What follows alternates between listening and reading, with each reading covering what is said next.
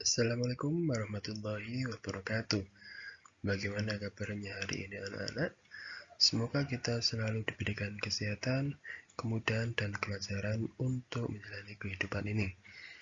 Baiklah anak-anak, selamat datang di mata pelajaran Ilmu Pengetahuan Sosial kelas 9 semester ganjil tahun pelajaran 2021-2022. Untuk kesempatan pada kali ini, Pak Oki akan menyampaikan sosialisasi rencana pembelajaran IPS kelas 9.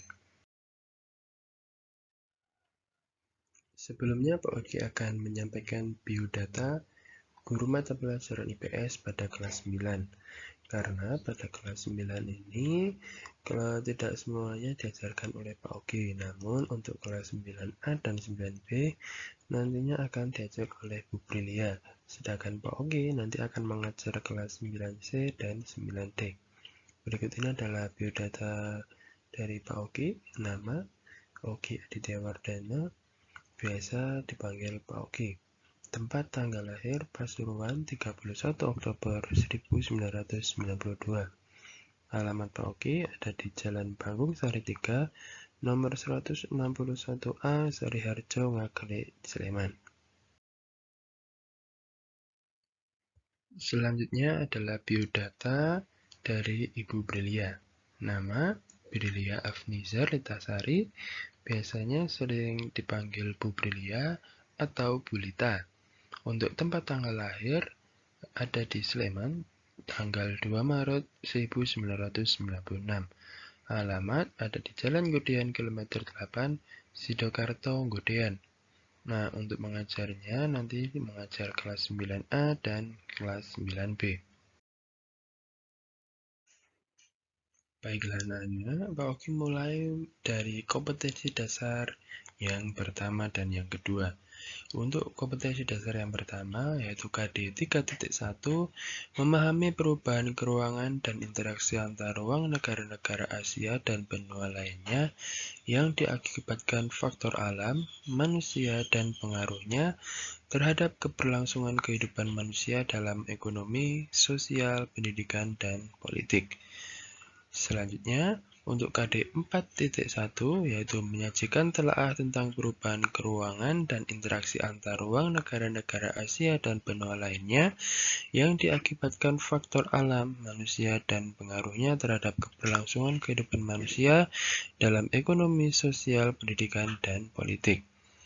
Untuk selanjutnya, yaitu KD 3.2, yaitu menganalisis perubahan kehidupan sosial budaya bangsa Indonesia dalam menghadapi arus globalisasi untuk memperkokoh kehidupan kebangsaan.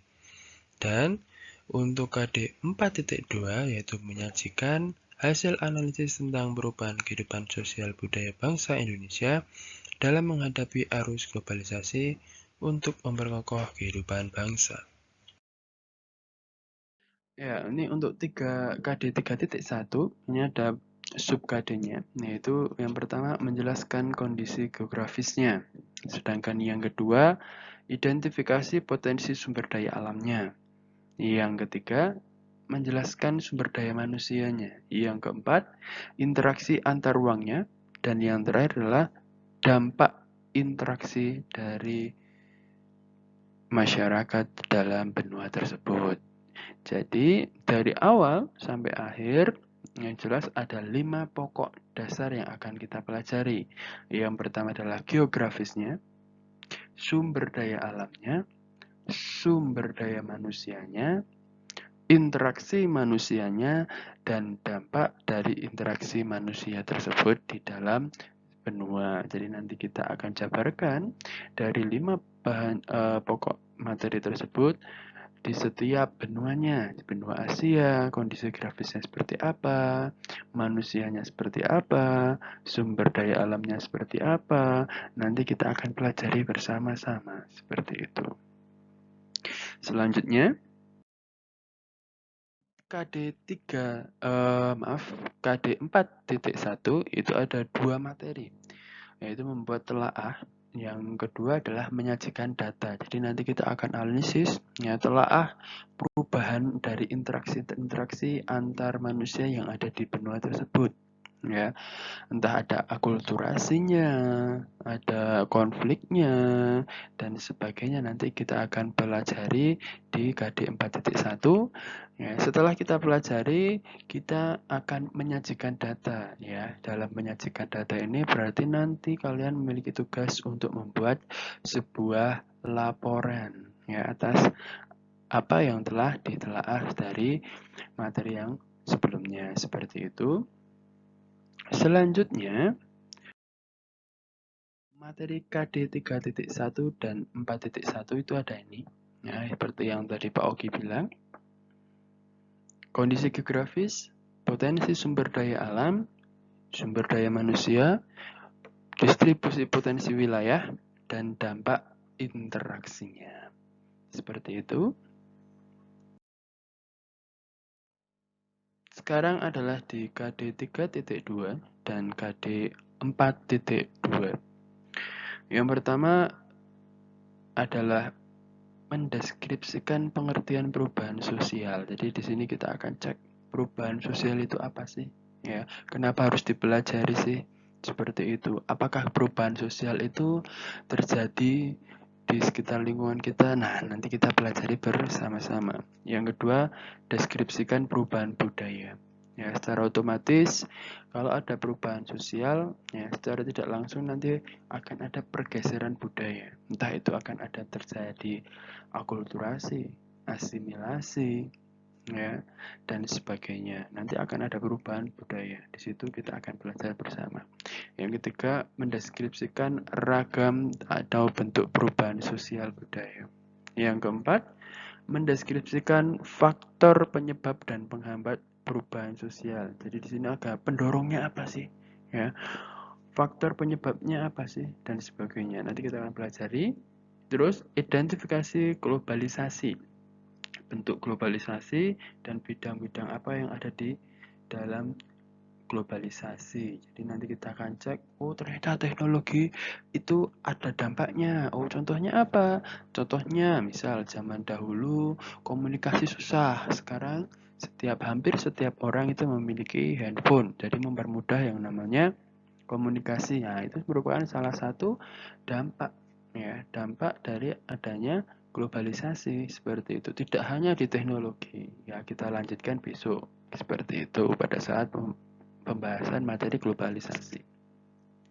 Yang selanjutnya mendeskripsikan dampak positif globalisasi. Banyak sekali dampak positifnya ya.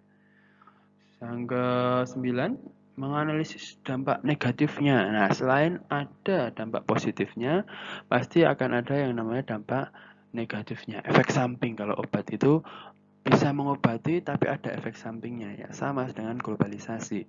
Ada baiknya, tapi kalau kita tidak bisa menggunakan dengan maksimal, memanfaatkan dengan baik, itu akan terjadi dampak positif dampak negatif kepada kita. Seperti itu. Jadi kita harus pintar-pintar untuk memanfaatkan adanya globalisasi ini. Yang selanjutnya menyajikan hasil dan mengumpulkan informasi. Seperti itu.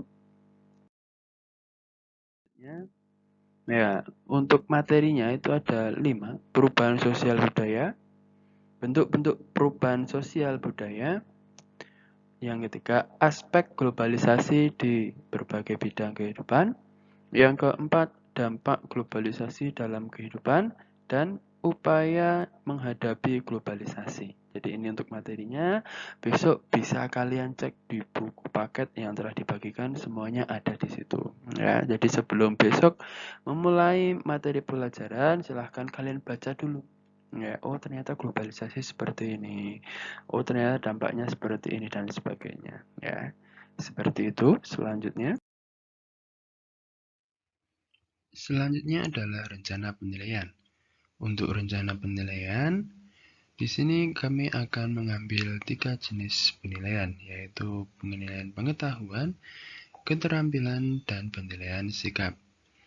Untuk penilaian pengetahuan akan kami ambil melalui tes tulis, tugas, dan tes lisan. Sedangkan untuk keterampilan akan kami ambil dari nilai praktik, produk, proyek, portofolio. Dan untuk yang terakhir, Untuk sikap, ini nanti akan kami lihat dari proses pembelajaran. Nah, untuk nilai pengetahuan ini, nantinya akan ada penilaian harian, yang berdasarkan penilaian harian itu ada tes tulis, tes lisan, dan penugasan, ada penilaian tengah semester, dan ada penilaian akhir semester. Nah, yang masing-masingnya itu memiliki bobot 60% untuk penilaian harian, 20% untuk penilaian tengah semester, dan 20% lagi untuk penilaian akhir semester. Untuk selanjutnya adalah kriteria ketuntasan minimal atau KKM. Untuk kelas 9 tahun ajaran 2021-2022 ini, KKM untuk mata pelajaran IPS ada kenaikan 2, yaitu yang sebelumnya 71, sekarang menjadi 73. Sehingga jika kalian mengerjakan tugas, mengerjakan penilaian harian, penilaian tengah semester, penilaian akhir semester, pastikan nilai kalian minimal adalah 73. Nah, kalau nilai kalian kurang dari 73, nanti akan ada remedial sebanyak 2-3 kali. Jika tetap kalian tidak memenuhi KKM, maka akan mendapatkan tugas tambahan untuk memenuhi KKM tersebut. Baiklah anak-anak, silakan kalian catat sekiranya yang kalian anggap penting dari sosialisasi yang sudah Pak Oki sampaikan tadi. Jika ada salah kata, Pak Oki mohon maaf. Pak Oki tutup. Wassalamualaikum warahmatullahi wabarakatuh.